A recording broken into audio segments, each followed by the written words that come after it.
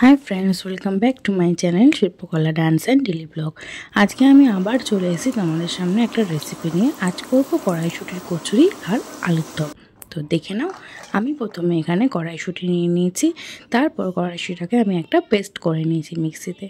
এরপর কড়াইতে কিছুটা সর্ষের তেল দিয়ে তার মধ্যে আমি দিয়ে দেবো কালো জিরে ফোড়ন। দেখতেই পাচ্ছ কালো জিরে নিয়েছি, একটুখানি হাতে ঘষে নিয়ে কালো জিরেটা তেলের মধ্যে আমি দিয়ে দেবো। এরপর কালো জিরেটা একটু ফুটে মতো এলে আমি ওর মধ্যে কড়াইশুঁটি যে পেস্টটা করেছি সেই পেস্টটা আমি দিয়ে দেবো। দেখো, আমি কড়াইশুঁটির ওই পেস্টটা এর মধ্যে দিয়ে দিলাম। এরপরে ভালো করে এটাকে নেড়ে নেব। তো প্রথমেই তোমাদেরকে আমি কড়াইশুঁটির কচুরি করাটা দেখাবো। দেখো, নাড়তে নাড়তে ভালো করে দেখো এটা একটু শুকিয়ে মতো আসবে। তো তারপরে এর মধ্যে আমি দিয়ে দেবো বাতাসা। তোমরা চাইলে চিনি দিতে পারো, কিন্তু আমি চিনি যেহেতু ইউজ করি না সেই জন্য বাতাসা দিলাম। এরপরে দিয়ে দিচ্ছি নুন। তোমরা তোমাদের স্বাদ অনুযায়ী নুন আর মিষ্টিটা দেবে। আর আমি তোমাদেরকে একটা কথা বলে দিই, আমি যখন পেস্ট করেছিলাম কড়াইশুঁটিটা, তখন আমি ওর মধ্যে 4-5টা কাঁচা লঙ্কা দিয়ে পেস্ট করেছিলাম। তাহলে কি ঝালটাও হলো আর নুন মিষ্টি সব সমান যাতে হয়, তাহলে কি হবে তোমাদের কড়াইশুঁটির যে কচুরির স্বাদটা ওটা খুব ভালো আসবে। দেখো কি সুন্দর শুকিয়ে মতো গেছে পেস্টটা। এরপরে এটাকে আমি একটা জায়গায় নাবিয়ে এটাকে আমি ঠান্ডা করতে দেবো। তো আমি এবার এটাকে একটা প্লেটে রেখে ঠান্ডা করতে দিলাম। এরপর আমি ময়দাটা মেখে নেব। ময়দাটাকে আমি নুন আর তেল দিয়ে মেখেছি। এরপরে আমি এটাকে ছোট ছোট করে লেচি কেটে নিয়ে, দেখতেই পাচ্ছ লেচি কেটে নিয়েছি। এরপর আমি এর মধ্যে অল্প অল্প করে ঠান্ডা হয়ে যাওয়া কড়াইশুঁটির যে পুরটা সেটা আমি ভরে দেবো।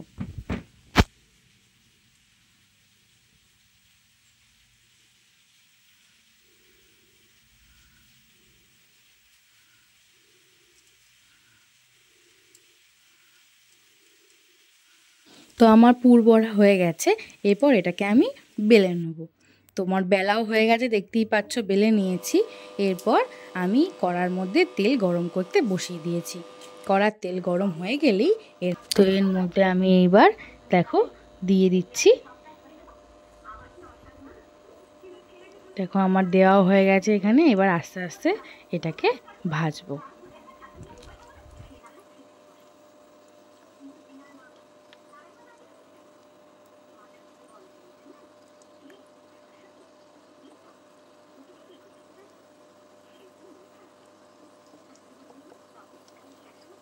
তো এরপর দেখো কি সুন্দর কচুরিটা ফুলে উঠছে, সব কটাই ফুলে উঠছে কি সুন্দরভাবে।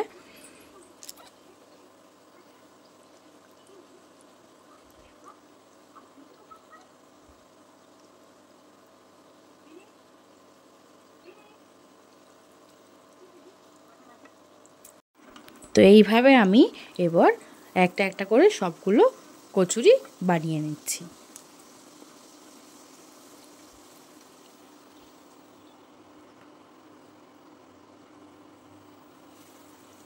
তো আমার কচুরিগুলো প্রায় করা শেষ।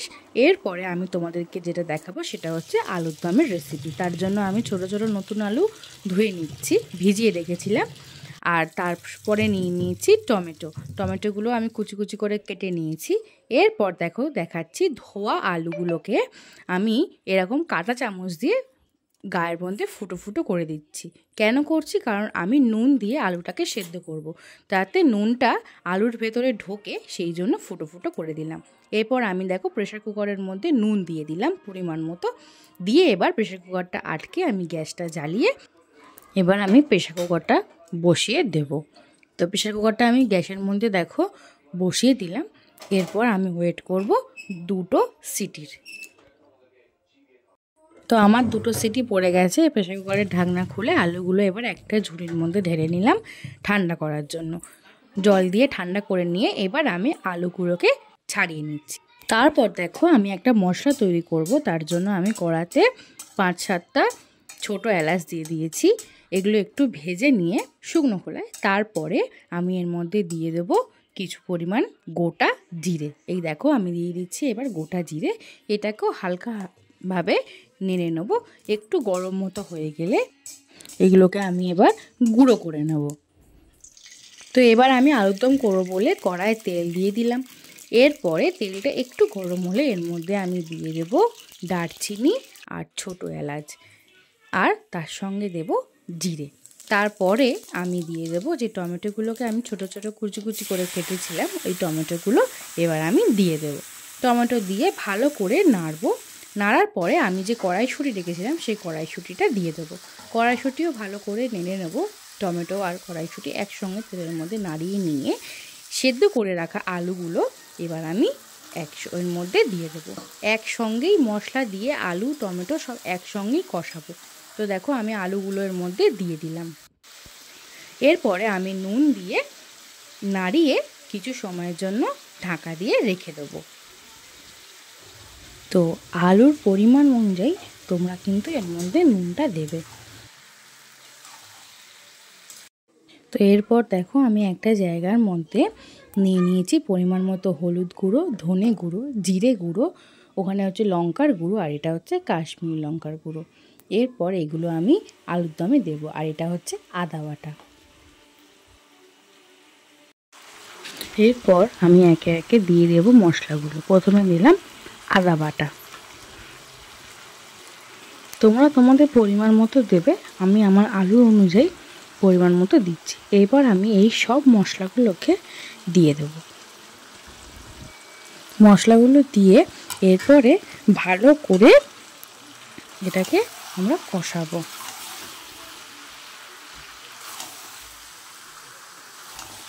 দেখো মশলাগুলো আমি ভালো করে নাড়িয়ে নাড়িয়ে আলুর গায়ে মাখিয়ে নিচ্ছি। এরপর আমি এর মধ্যে দেব গরম জল। তার জন্য আমি ইলেকট্রিক কেটেলে এইখানে জল গরম করে নিচ্ছি। এরপরে আমি দেখো গরম জলটা দিয়ে দিচ্ছি। রান্নাতে কাঁচা জল দেওয়ার থেকে গরম জল দিলে রান্নার স্বাদ হয় খুব ভালো। আমি ওই জন্য যখনই রান্না করি আমি বেশিরভাগ টাইমটাই গরম জল দিয়ে রান্না করার চেষ্টা করি।